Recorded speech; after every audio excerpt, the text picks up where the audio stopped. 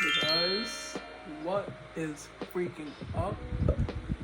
Today's video is going to be a little bit different. Some people might like me, some people might not like me for doing this, but it has to be done because I am a citizen of the World Wide Web. Okay, so basically, I literally woke up and I was like, what if I asked the same GPT generator, software, whatever you want to call it? What if I asked them all the same thing? Like, what kind of answer would I get, right? So what I'm talking about is everybody knows ChatGPT, everybody knows Google Gemini. I'm kind of taking the more, I think I've kind of seen somebody do something like this before, but I'm taking the approach where it's like, okay, I'm going to compare all of y'all at the same time, right? So, in front of me, I have 5 GPT chat thingies, or whatever you want to call it. The Snapchat AI, I have Claude, and Claude is by Anthropic. I'm using Gemini, ChatGPT, and Meta AI to all do the same thing, right? I'm signed in with Claude. I'm also signed in with Google Gemini, but I'm not signed in with ChatGPT and Meta AI. So this one is just like my Snapchat one, so I think it kind of already knows like so much about me.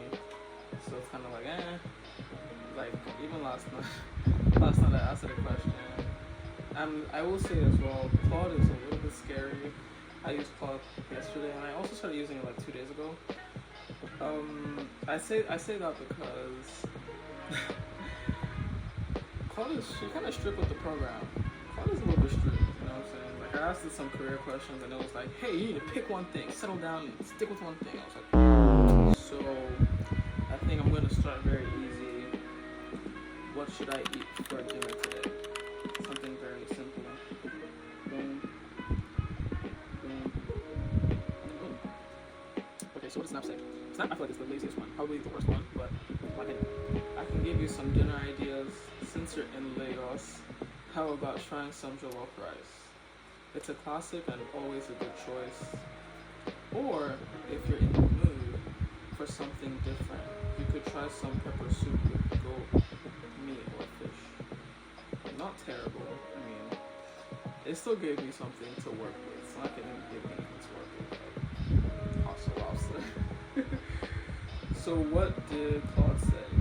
Claude said, I'd be happy to help you figure out dinner, to give you better suggestions. It would help to know a bit more about what you're in the mood for, or what works for you today. And then now says some questions that might help you narrow it down. Are you cooking or ordering in? Do you want something quick, or are you for spending more time on it? Any ingredients you already have that you'd like to use up? Feeling like anything particular, comfort food, something light, a specific cuisine. You know said, that said, if you just want a straightforward suggestion, try stir fry. It can be really satisfying and flexible. You can throw in whatever vegetables you have, as protein like chicken, tofu, shrimp, and serve it over rice, whether it's quick, customizable, and usually hits the spot. Not bad. What did Gemini say? Gemini said, it's Wednesday, January 28th, the peak of the midweek slump. Since we're in the heart of winter, the best dinner options right now focus on seasonal ingredients like citrus and hardy greens, or one-pot comfort foods that won't leave you with a mountain of dishes. What did ChatGPT say? Alright, let's solve dinner. A few tasty directions, pick the vibe that fits your energy level. Low effort, big comfort. Pasta, aglio e olio, breakfast for dinner. And then it said balance and feels good. Grain bowl, salmon, and then craving something cozy, stir-fried tacos. And then treat yourself mode, homemade flatbread or frozen pizza. And then smash burger or veggie burger with crispy potatoes. And I'll narrow it down to the answer. I will say that's like, you know, again with the Gemini, that's pretty good. Like it didn't further ask me anything like what I have or anything. I feel like compared to Claude, Gemini and Chat were able to actually just recommend something with specific ingredients as well. So I feel like that's good. Let's go to Meta AI. Meta, you're weak. You're getting chopped. I said, dinner, eh? What's your craving like? Want something spicy, something light, or are you up for trying something new? Also, what's in your fridge right now? Smiley face. Again, I guess it's because I'm not logged in or whatever, but didn't really give me anything, so Meta, you're getting chopped 0 stars for you. I don't have a Valentine. What should I do for Valentine's Day? since you don't have a Valentine, why not make it a day to celebrate yourself? You could have a relaxing spa day at home with a face mask and a bubble bath, or you could gather your friends and have a fun movie night with lots of snacks. Okay, so let's go to Claude. Claude says, Valentine's Day can feel tricky when you're single, but there are plenty of ways to make it a good day for yourself. Here are some ideas that might resonate. Treat yourself well, connect with other people, do something meaningful to you, avoid comparison spirals. Remember, it's just one day. Valentine's Day is genuinely just a regular Friday this year. It doesn't need to be a regular Monday life or relationship. Some people in relationships don't even celebrate it, and that's fine too. That's what Paul said. Let's go to Gemini. Gemini said, oh. Guys. Something ain't right. Something ain't right, y'all. Claude says Valentine's Day is just a regular Friday this year. Gemini said, since Valentine's Day, February 14th, falls on a Saturday this year, you actually have the perfect excuse to ignore the romantic pressure and lead into a high-quality weekend of whatever you actually enjoy. Let's check the calendar to see when Valentine's Day is, because somebody is lying here. It's on Saturday. Claude, you're wrong. Claude, I have so much faith in you.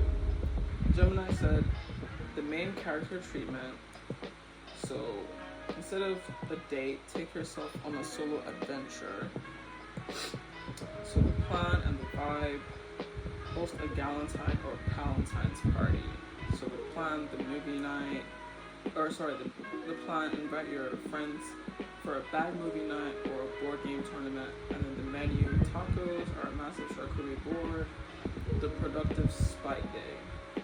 Gemini is very constructive, but I mean, hey, it's Google. And then the digital detox hibernate. If love is in the air, posts on Instagram are going to be annoying, just opt out. So put your phone on D&D starting Friday night.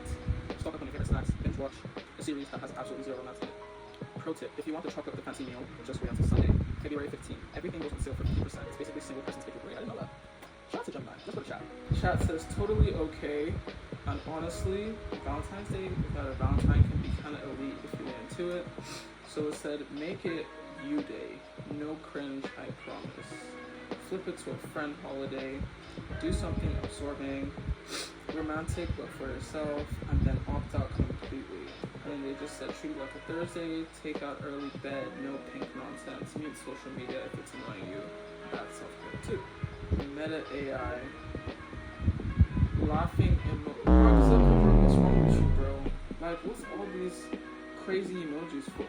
Anyways, it's laughing emoji. Don't worry, V-Day ain't all about couples, hon. I feel like it has a black accent, low-key. Anyways, don't worry, V-Day ain't all about couples, hon. Treat yourself, sis. Get that fave food, watch a movie, or go out with your squad. You good? Nah. Okay. So I think Meta is not gonna make it to top 5. Not even top 3, I should say. Like, who takes the cake here? Chat low-key, because it's a little bit more like, I didn't even see the option of opt out completely for real. Like, okay, I'm gonna say, where should I go for summer vacation? I feel like that's pretty fair. So what did Snapchat say? Snapchat said, for a budget-friendly summer vacation, how about exploring some local spots? Since you're in Lagos, you could visit for a nature walk or head to for a beach day. It's not even speaking like words for it. It gave me Lekki Conservation Center. I've also never been there, but I've heard about it. I think my sister went this past December. Tarkwa Bay Beach, heard about it as well, never been. And then Badagry, I don't understand how that's a vacation spot, but to each their own, as what Claude said. Domestic options that tend to be affordable, national or state parks,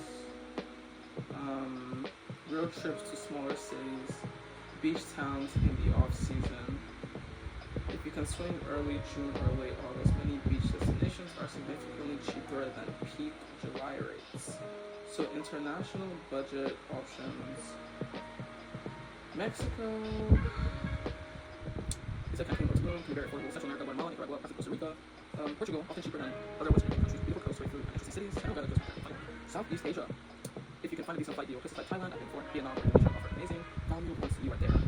And then it's money saving tips wherever you go. Travel midweek, stay in hostels, Airbnbs, or budget hotels. Once again, Gemini. I'm walking, so it's a little bit more personal to my geography, but it says since you're in Lekki, Lagos, you have some incredible budget-friendly options. So that's pretty cool. Let's go to chat. Everyone's saying Vietnam, like maybe I should go to Vietnam. So really, who vacates in Vietnam? Like I don't know. Y'all tell me. So international budget picks, great value for money. ChatGPT said Hoi An, Vietnam, Bali, Indonesia, Cambodia, Guatemala, Tunisia, Portugal, and then closer to home destinations, Ghana, Togo, and Cotonou.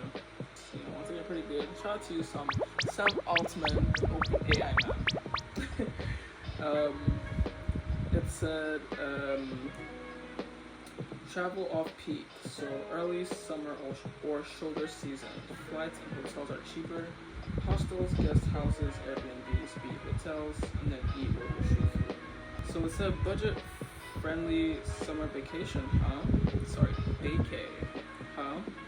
Zanzibar's a vibe. Beautiful beaches, chill vibes, and won't break the bank. Or maybe explore Lagos Island, visit the beach, and soak up local culture.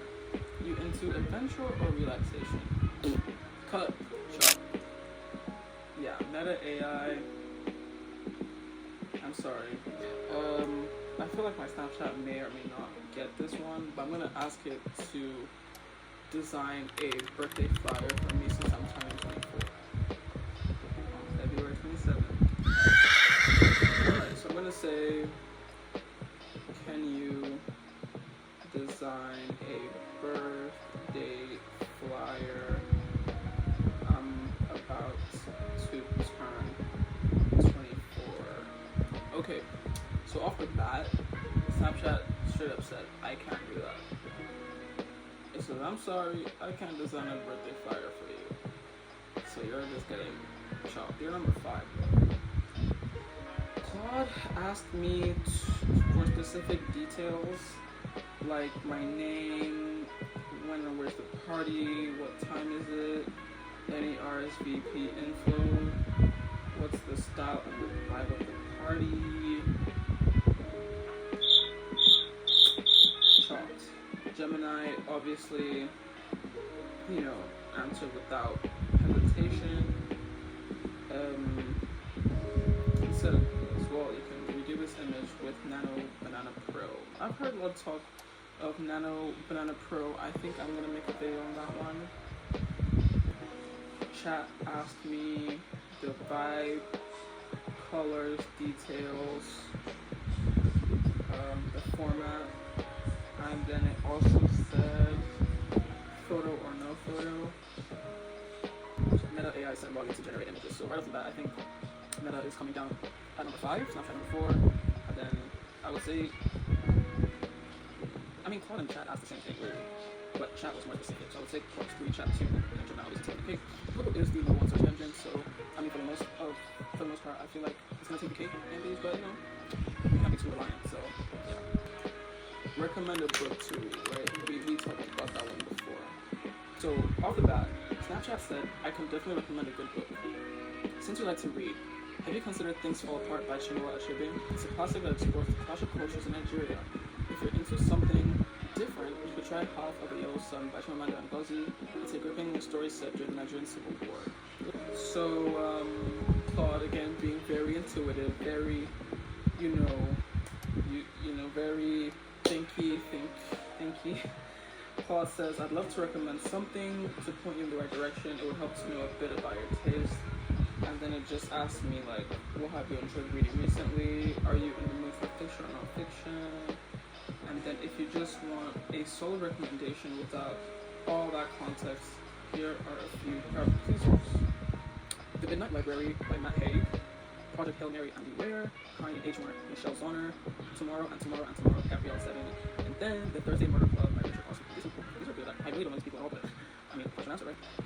So yeah, turning 24, and this is Gemini remembering that I asked for a 24 flyer for my 24th birthday. It remembered that, and then it further now kind of, went back to that, and it was like, turning 24 is a unique pivot year. You're officially out of the early 20 chaos, but not quite at the borderline crisis of 25. Since it's 2026, there are some fresh releases and timeless classics that fit this specific age perfectly. Gemini, they can never make me hate you. So, The Life is Weird, contemporary fiction. Oh, The Life is Weird, contemporary fiction. Green Dot by Madeline Gray. The Get Your Life Together non-fiction. Set Boundaries, Find Peace by Nedra Glover Tawwab. Gemini, you're onto some guy. I might just look into that. The Deep Meaning Classic, Man's Search for Meaning by Viktor Frankl. If you're feeling a bit lost or wondering what's the point, this is a gold standard.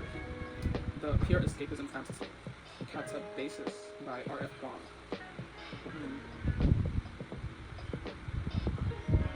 Okay, let's go to ChatGPT. Okay, so here are some great book recommendations. The first one Chat says is Timeless Classic, So Rich Storytelling and Lasting Impact. To Kill a Mockingbird by Harper Lee. I already read that, it was very good. I've also watched the movie. Let's read nice. Pride and Prejudice, once again, I've seen the movie. Dawn Quicksilver by Miguel de Cervantes. Great Expectations by Charles Dickens. Rebecca by Daphne du Maurier. And then it went on to say Contemporary and Moving Reads, Everything is Tuberculosis by John Green.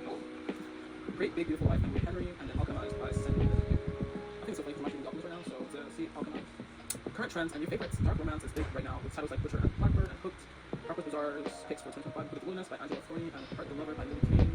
Since like modern and then quick picks by her. For Introspect, To Kill a Mockingbird, Rebecca. For Romance and Die, Pride and Prejudice, Great Big Beautiful Life. For Sweeping Literary Experience, Dawn Quixote, Great Expectations. And then for fresh popular reads, Everything is Tuberculosis and Alchemized. Let's go to Meta AI, the loser. Okay, so it asked me, what's your taste? Fiction, non-fiction, romance, thriller? If you're into vibes, I'd say The Night Circus by Erin Morgenstern. Magic, mystery, and fears. You good with that? Something about Meta AI feels weird. I don't know, I can't even put my finger on it, and I don't know how to describe it. But it has a black vibe to it. But thank you so much for watching, guys. This was me trying out all the different chatbots. We all hear of Sam Altman's OpenAI, and we think, yeah, ChatGPT is the only thing. We hear about Gemini, and we also can't even save it if we want to, because every time we search something, and it pops up in that AI overview thing. Claude is the line more recently discovered, so I just had an interest in finding out, what's people behind Anthropic and everything like that. Like, I watched this Y Combinator interview, and I saw that it was very nuanced to begin with. So yeah, leave a comment, leave a like, subscribe if you aren't already. Yeah, thank you for watching.